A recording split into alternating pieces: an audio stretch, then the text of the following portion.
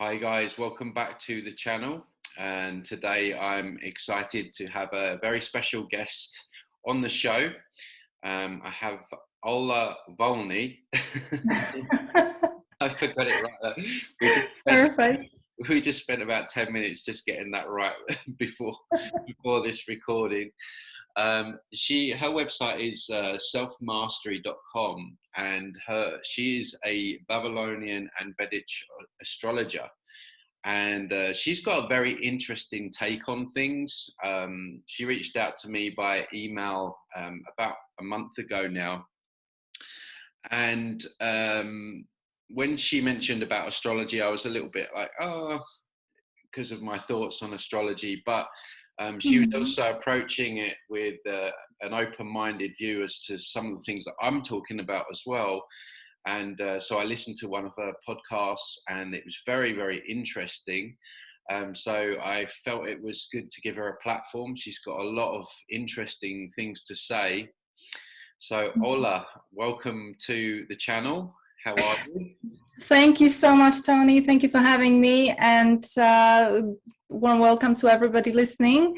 Thank you for tuning in. I would love to share something with you today, probably a little bit different to what might have been usually discussed in the area of astrology. I think we're going to approach the subject from a really a bit different angle. Just to give you just a little bit of background about myself, I'm an engineer by background, by education, so there is definitely a no-nonsense approach to everything I do.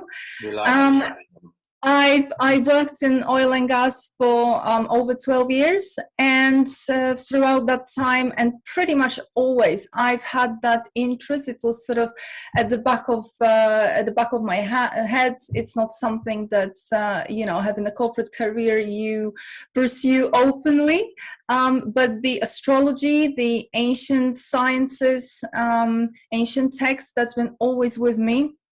Obviously, in a corporate world, this is not something to be openly discussing, so rather frowned upon. So since the beginning of the madness, I think a lot of us had a lot of evaluation to do, and I finally decided that this is no longer going to be in the closet. It's time to come out of the closet with some information and with some passions. And I don't really like to call myself an astrologer, because astrology is just a tool, and I will explain to you what of. It's just a tool. I like to say that I go beyond astrology. And I would like to tell you a little bit today about the context. Your cat doesn't want to talk. My cat has, he runs the show around here, so I just hope that he calms down soon. Can you just please edit that? I'll just try to keep the door shut, but it's a Bengal cat, so this is just going to be potentially going crazy. Okay, back. So what I would like to discuss today is that I think a lot of us have seen certain weird events happening over the last 2 years for sure, but things have been going on much, much longer. And there's a lot of people sort of having an idea and opinions and knowledge about what's happening. But I think that what we're missing, or not many people talk about it, is the rules of the game. What are the rules of the game? What is the game? What is actually really happening here? And surprisingly, while analyzing the ancient texts, and we're talking about cross cultures from the Vedic side, so the Rig Veda, through the Babylonian text, Enuma Elish, the creation myth, all the way through the Genesis, the Bible, Kabbalah as well, Sefer Yetzirah. All of those texts, they actually are quite unified in the message that they deliver. And here comes the astrology part, because if anybody was ever interested in those ancient texts, the very interesting part is that every single one of them discusses astrology. So why is that? Why is every single text referring, describing the zodiac, the mechanism, and the forces? And of course, one might say, well, it's because it's the stars and it's been there, and the kind of traditional approach to astrology. But what I have discovered is actually going much, much deeper and slightly different to what we are officially led to believe and told. And I would argue that this is probably the reason why astrology has such a bad name, and why astrology is frowned upon, laughed at openly. So I think that what I would like to focus on today is not so much astrology per astrology, but actually the context, and why astrology is a certain mechanism or like code to decipher something bigger that's going on here. Yeah, it's easy to, obviously my channel's all about new age stuff, and it would be easy to lump it in with like new age BS, and Absolutely. it is used in that context in the new age movement as well. But these psychos, they follow this stuff, right? They really do, and to a T, from what you were explaining to me before. So yeah, it's going to be interesting to delve a little bit deeper with that, and get the full context of what astrology actually is. So absolutely. And I think that when you obviously give that angle of the new age, the new age mostly deals with the tropical astrology, which is something that everybody would know from a newspaper. And let me tell you, that is not astrology. That has absolutely nothing to do with astrology. This is for entertainment purposes only. Literally, that's why those things have been introduced. And this is actually not the real astrology that we are talking about here, and definitely not the astrology that the elites are following. Mm-hmm. So what I've seen... Sorry, just to take you back on that. So just to get clarity on it. So literally tropical astrology is like a made up form that they've given us to sort of play around with and not really get anywhere with. It's not so much made up as not representative of the actual situation in the sky. So let me just briefly explain tropical astrology. Probably everybody knows, everybody deals with it, but nobody knows the name perhaps. So tropical astrology is actually the astrology that tells you, it describes the zodiac, which everybody follows, such as if you are born, let's say, beginning of July, then you're a Cancer, and later in July, towards the end of July, that becomes Leo, and so on, so on. And everybody believes that, well, that's how it is. That is the tropical zodiac. But actually, you see, the problem with tropical astrology is that nobody ever looks in the sky. Tropical astrology and astrology overall in the current era happens on the computer, in a program.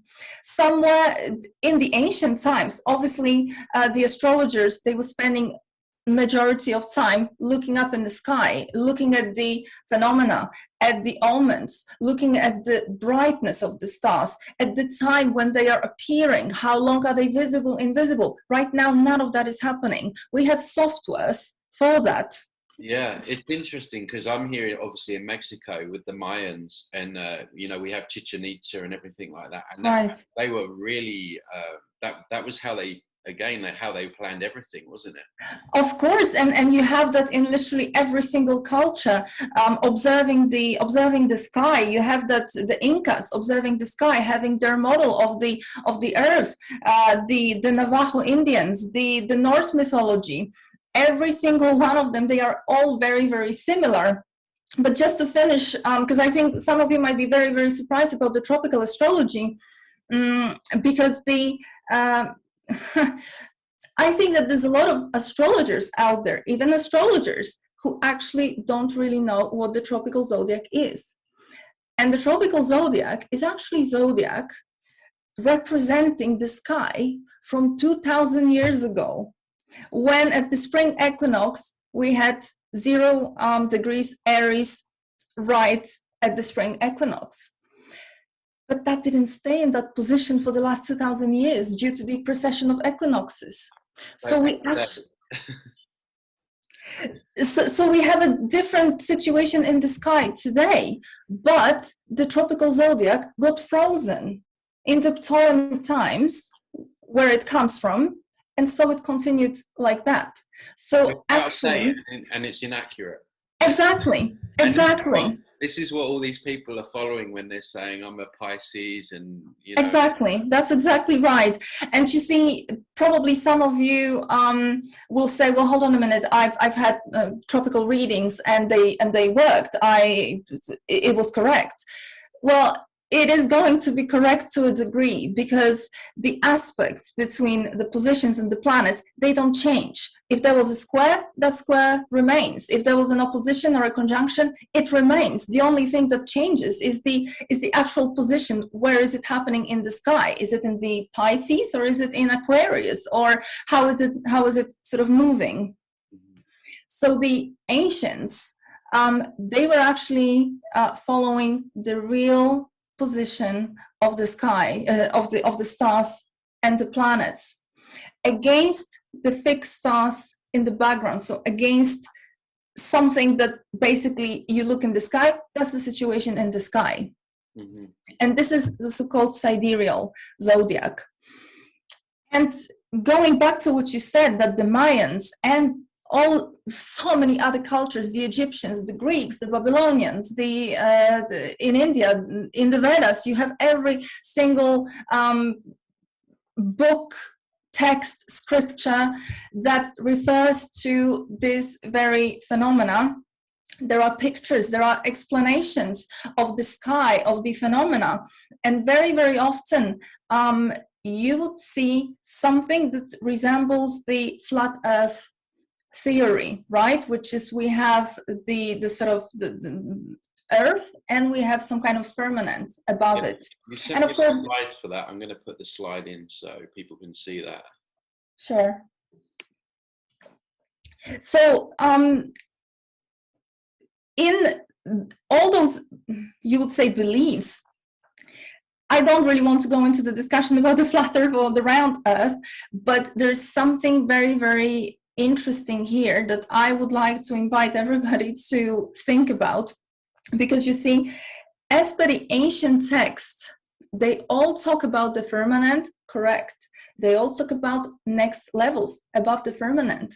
And they talk about the stars, the constellations, being positioned above. And of course, everybody can say, well, yeah, that's the situation in the sky. But that's not what the ancient texts specifically say in terms of the location. They actually talk about a dimension. So, moreover, if you look to the Babylonian creation myth, the Enuma Elish, it talks about the god Marduk creating the zodiac. Mm-hmm. When you look into the Hermetic texts, Corpus Hermeticum, the Nag Hammadi texts that were discovered, every single of those texts, the Kabbalah, the Vedas, every single of those texts talk about some kind of creator creating the zodiac, creating the reincarnation cycle. Program, right? Absolutely. Creating, and every single one of those texts never refers to any of it being positive, empowering. It's actually the opposite.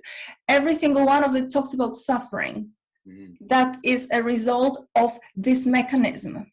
Mm-hmm. So this is what I would like to bring to everyone's attention, because I think this is something that is never discussed in astrology, because we get told about the lessons, and this is the heavenly bodies, and they move, and this is just how it is. But think about it. How many lessons can one person really go through? How many lessons do we really need to go? If we come here as those empowered souls, those massive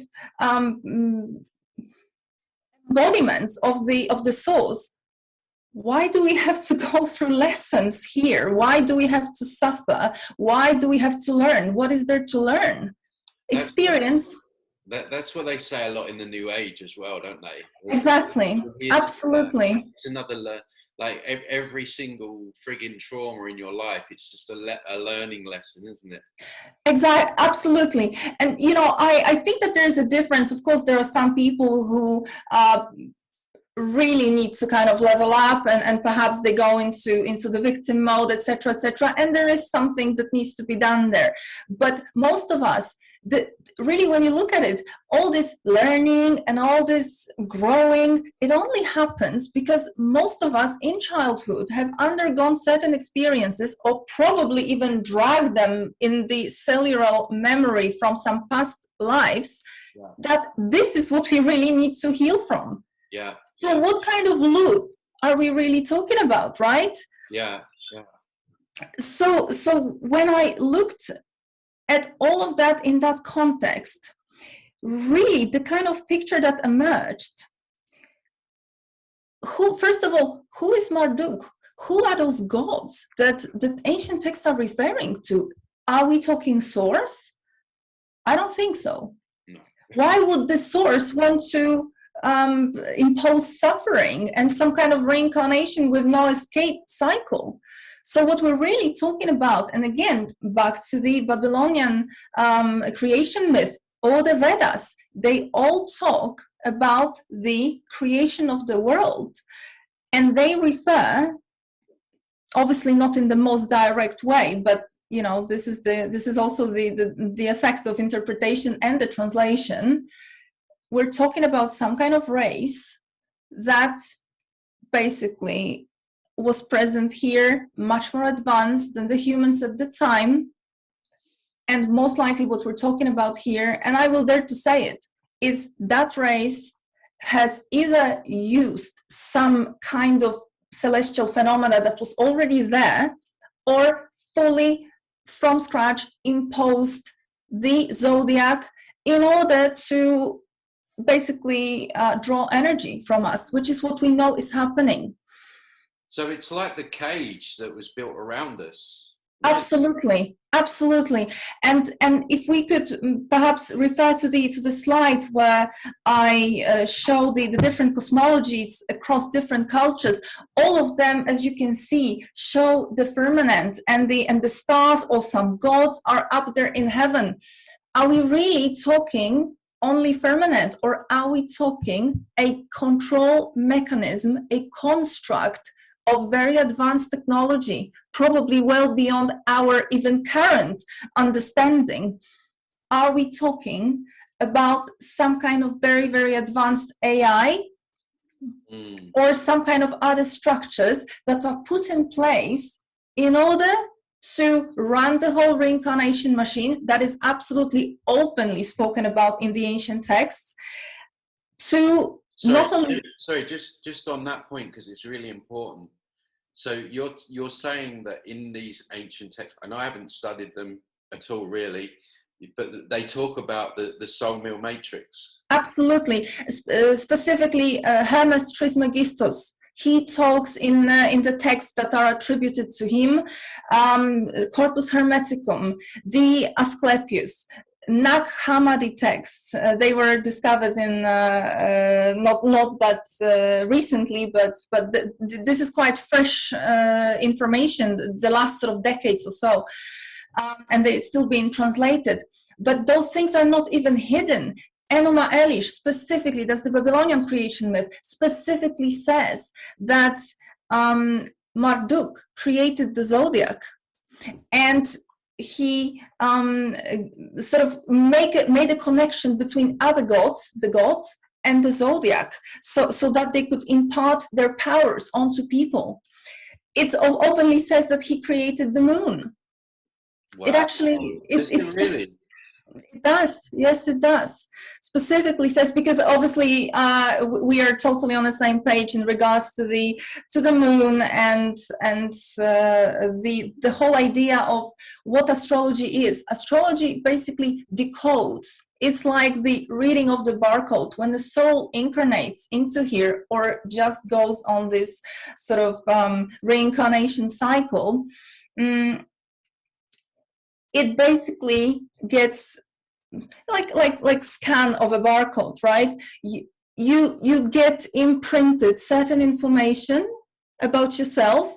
You get sent into certain family, into certain circumstances, into certain culture, certain limitations, certain skills, certain life. There's some level of determinism to it. As much as we want to talk about free will, I'm sorry, but get a good astrologer and you'll be very surprised.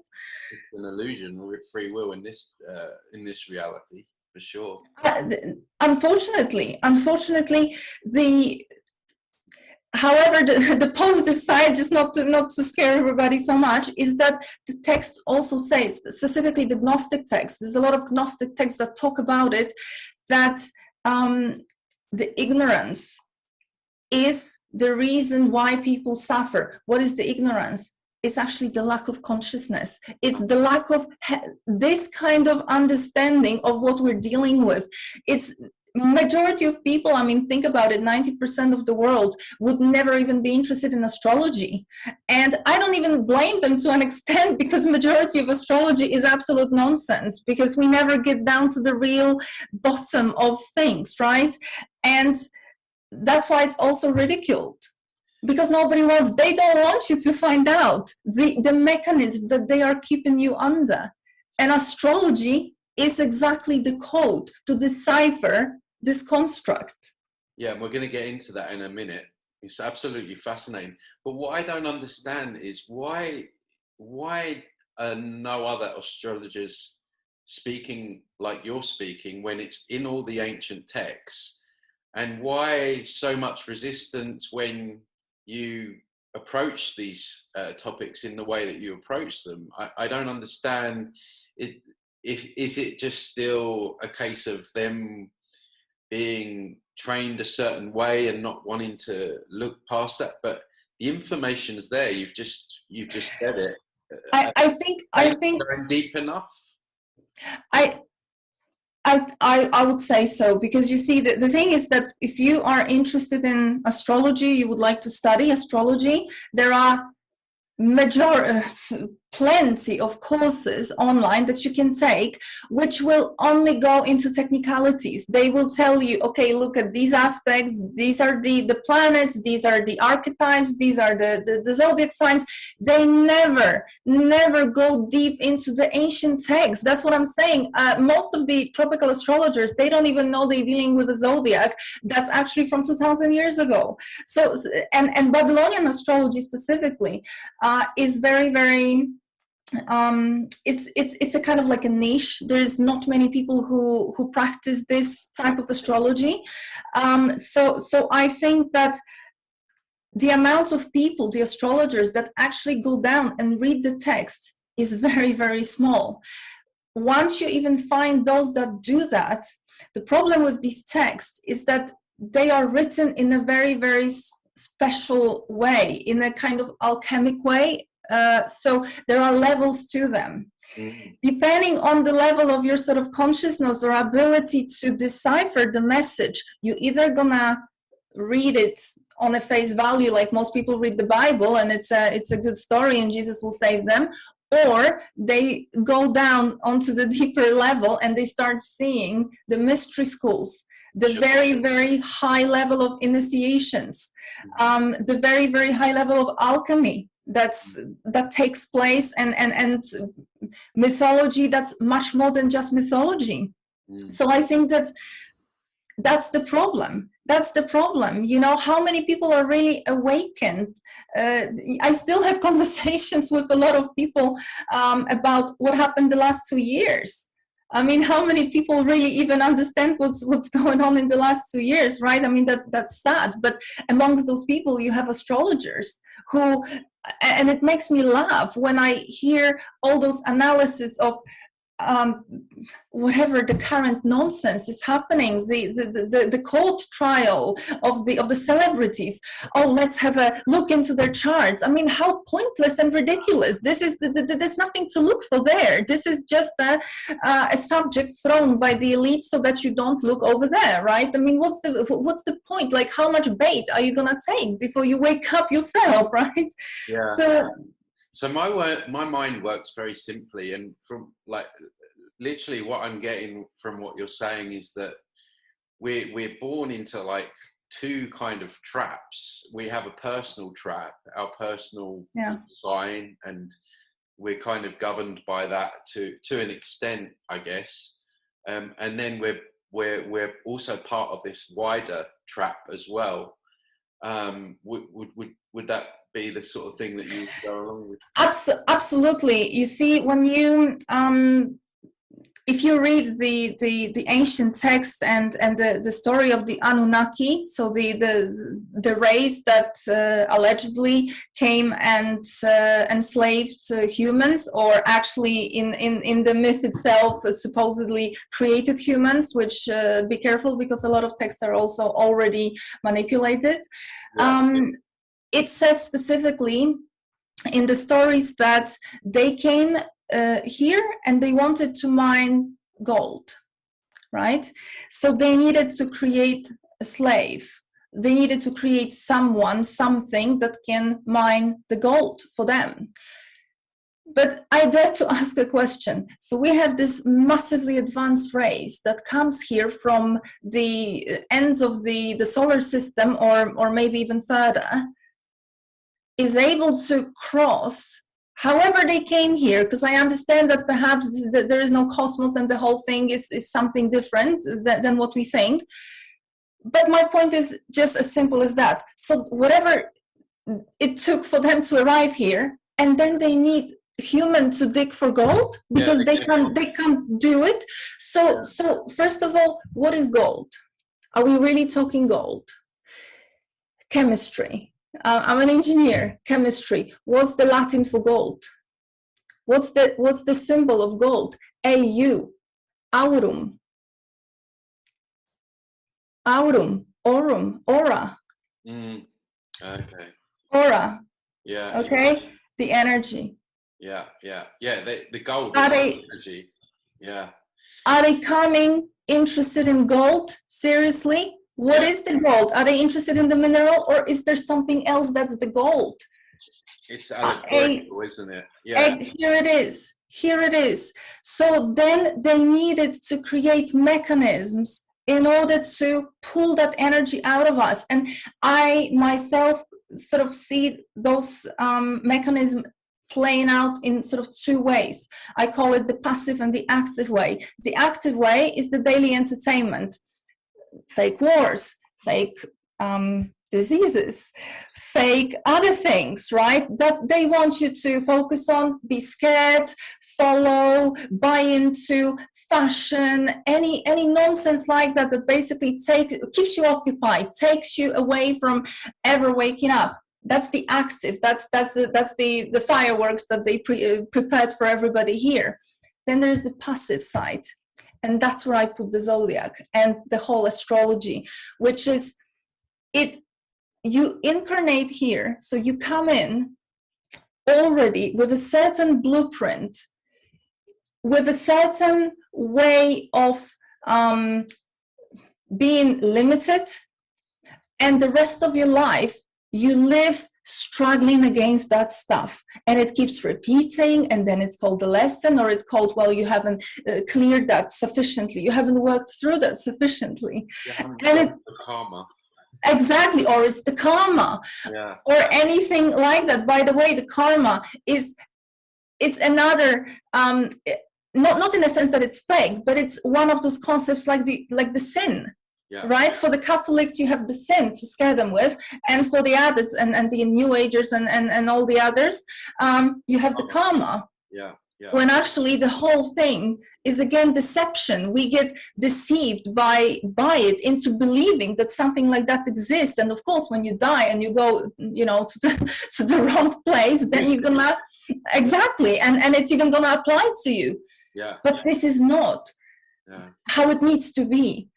So what I'm trying to describe is we are living in some kind of a game, some kind of construct that some more advanced, whoever, race or whatever it is, prepared for us here. Sure. And these are the rules of engagement. Sure. So, yeah, sorry. I mean, no, it's fine. That's exactly how I see this matrix. It's a computer game, and the immediate thing that comes to me when I'm thinking and about the whole astrology, it's like an AI program. I think it really is Exactly like an AI program, which is just more confirmation to me that this is a computer game that we're basically a part of. But it's fascinating because this really just puts the pieces together of a lot of the things that I've been talking about myself. But what I want to go into now is just a little bit more on the Babylonian, because these psychos, they follow this, right? They follow this to a T. So if you could go into that a little bit more and just explain that and how Sure. and maybe some of the things that we can look at to see how they're following this. And then if you wouldn't mind, maybe take it into the Mars aspect, which was a really Absolutely. So the context why Babylonian astrology is again back to the race that we're talking about here.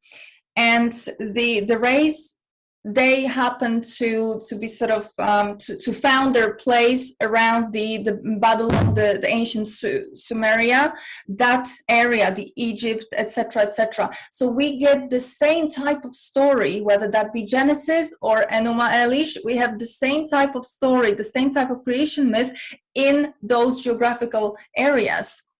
So what we think that Babylon, it used to be this amazing civilization that was thriving, and then, as we know from history, it ended. Babylon fell, but did it?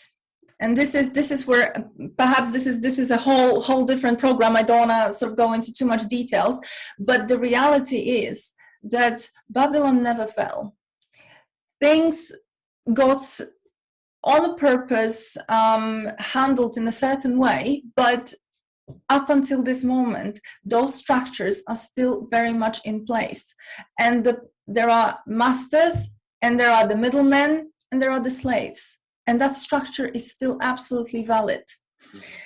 And so what we see today between London, the City of London, Vatican, Washington, that is that kind of structure. It's just much more global right now than it used to be global as well, but it was at the time contained within certain geography at the time.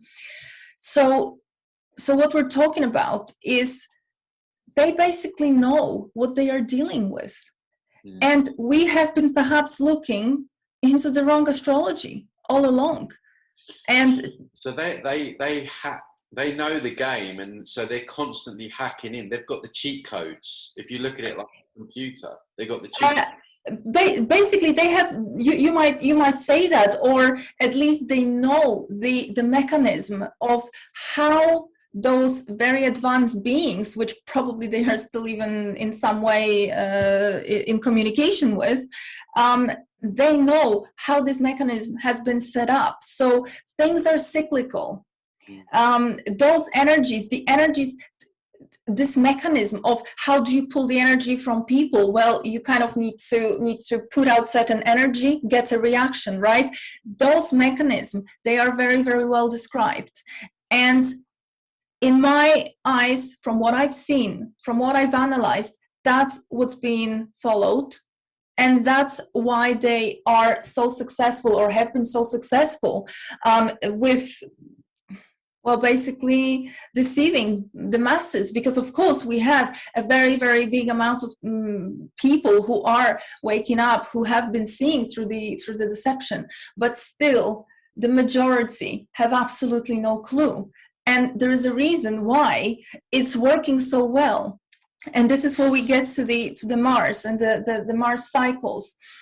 You see, when you look at the sky, probably everybody heard about the age of Aquarius.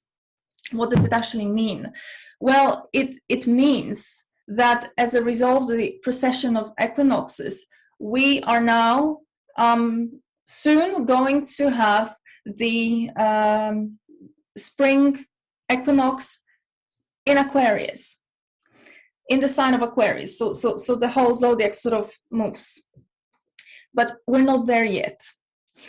We are standing at the sort of at the gateway. However, in this place, we already are feeling very much of the Aquarian energies.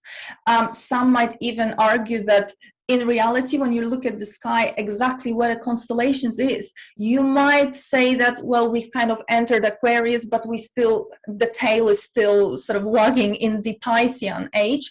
Pisces, the faith, blind faith, believing whatever you're told. There was no scientific inquiry, or it wasn't really welcome, it wasn't supported. People would just believe. That's why the religions could thrive in the age of Pisces. That's why whatever was put out, people would just listen to that. Aquarius is a totally different energy. It's an energy of knowledge. It's an energy of scrutiny, challenge. So Aquarius needs to understand. He doesn't just buy whatever he's told.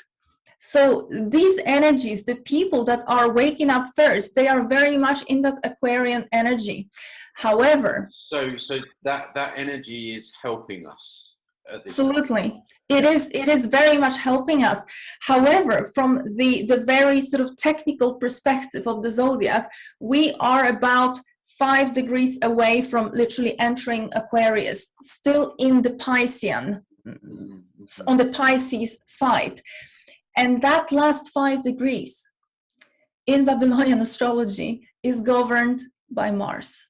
Okay. That's why they are following Mars so much right now. And what it means, where do we see that? How do we see that? In Babylonian astrology, what they used to observe are the times when planets were rising or setting. They were looking at the time when planets were invisible, and then after that period, they were rising. So they were sort of coming back to the sky. What it meant, what was the overall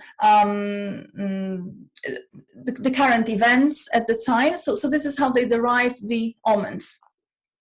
And specifically with Mars, what's being observed is Mars has cycles. They last about 2 years. It's called heliacal rising of Mars cycles.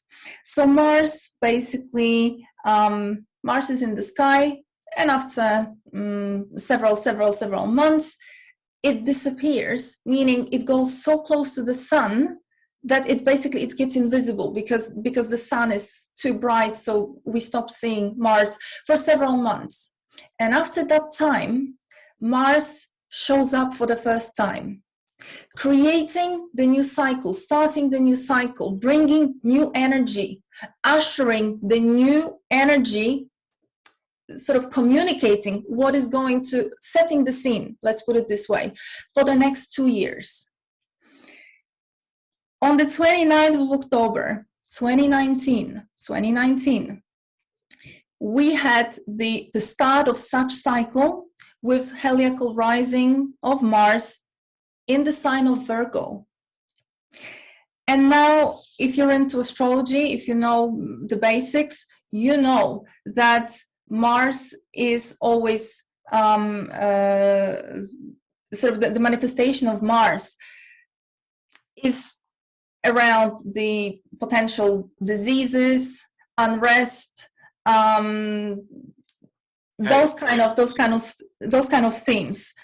But Virgo is specifically about our health, our work, our routines, how our life looks like. So the kind of daily activities. So with the heliacal rising of Mars, setting the tone for the next 2 years, the energy was around destroying Mars, health and routines, Virgo. So the energy was there, and that wasn't the only way to actually, that wasn't the only way that this energy could have manifested.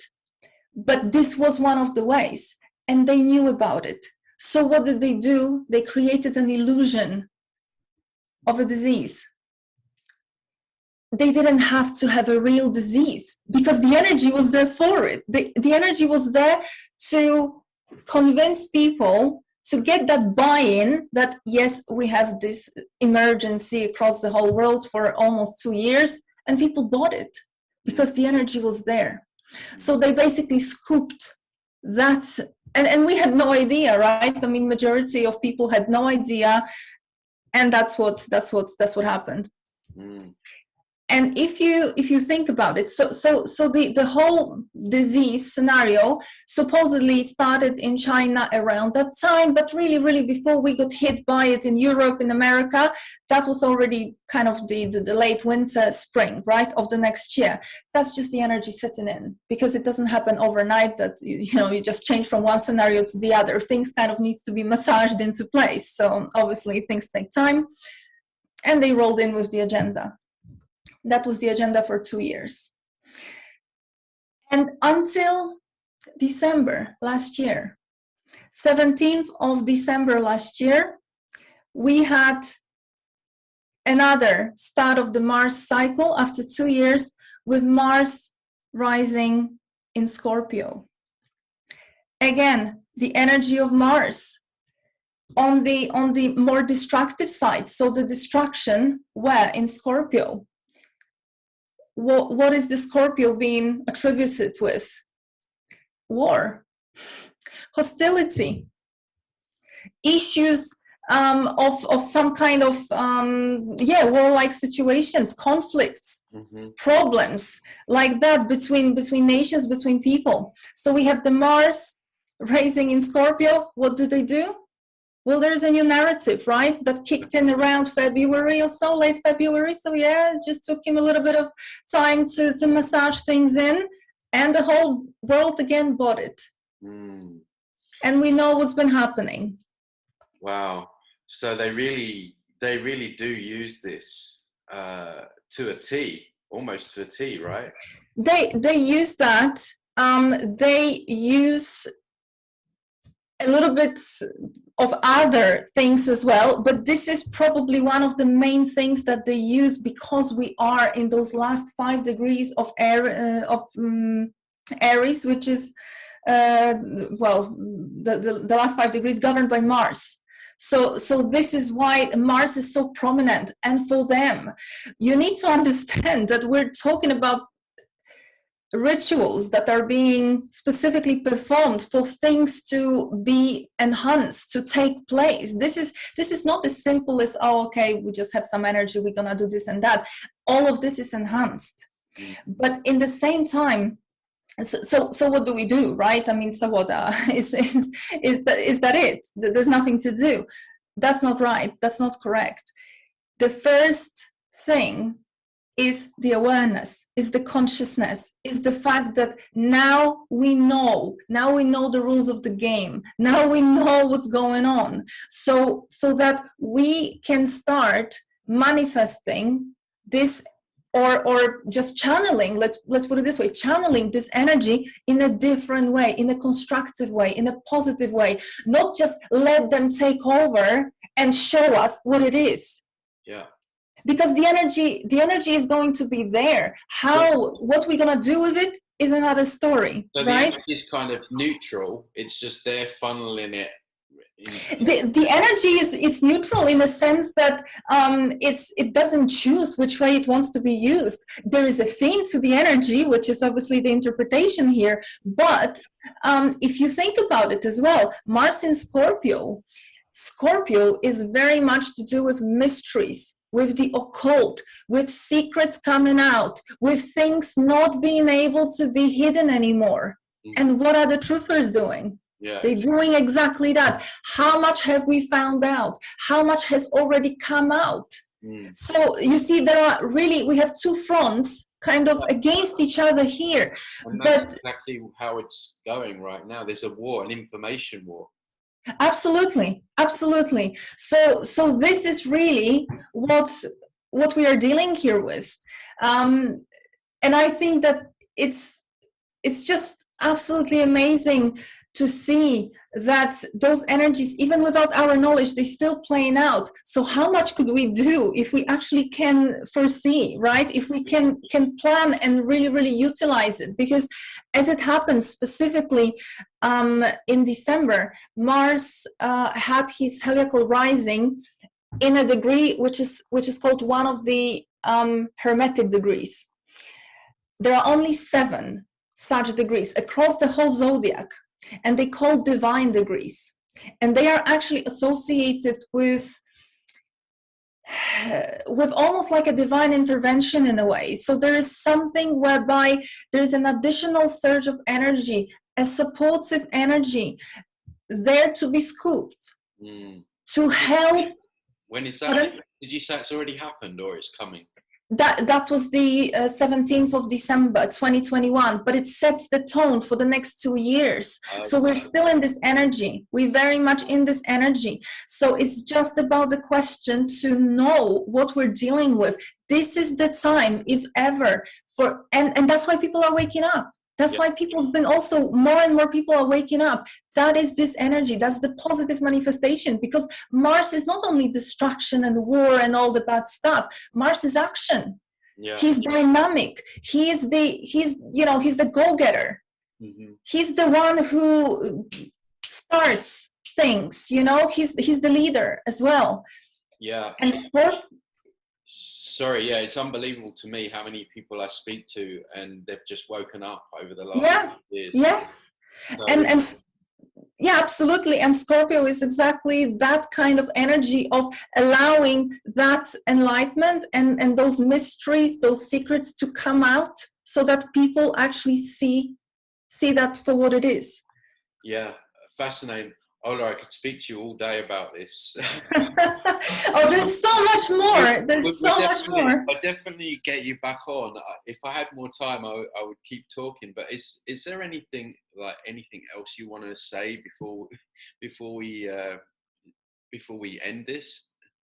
What I definitely would like to say is that I think it's very, very important for everybody to understand the rules of the game, of what is really happening here. We seem to have some kind of mechanism above us that probably has been misunderstood all along. We seem to have looked at it in a benevolent way or treated as a benevolent mechanism, which is, it's to do with our evolution and it's to do with our growth, where actually it is very, very much nicely connected to sucking the energy out of us, dictating our life in the way that the most of that energy gets sucked. It's mostly negative. Of course, there are also positive, because then we wouldn't even have the will to live. But the whole thing is designed in a very, very, very thought through way, not accidental.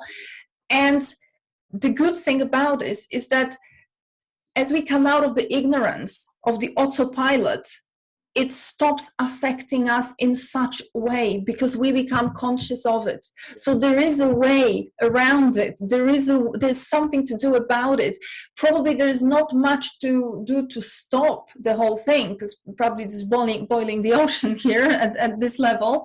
It's probably something that's also in a different dimension, in a sense that it's probably not physical material that we can touch. It's probably some kind of technology that basically we're talking like on an astral plane. So there is only so much we can do, but the awareness, I think, is the key. Yes. And there is certainly something that I would absolutely love to talk about, but of course I understand we don't have time. An event coming up this summer. Go on, just touch on that quickly. If I just may, we have a triple conjunction, which happens very, very rarely. We have the Mars, Uranus, and Rahu, the north node of the moon, meeting in the sign of Aries. And just so to give you a context, The last time there was a triple conjunction, not in Aries, but in another sign, we had, for example, the nuclear crisis. So that was in the 60s.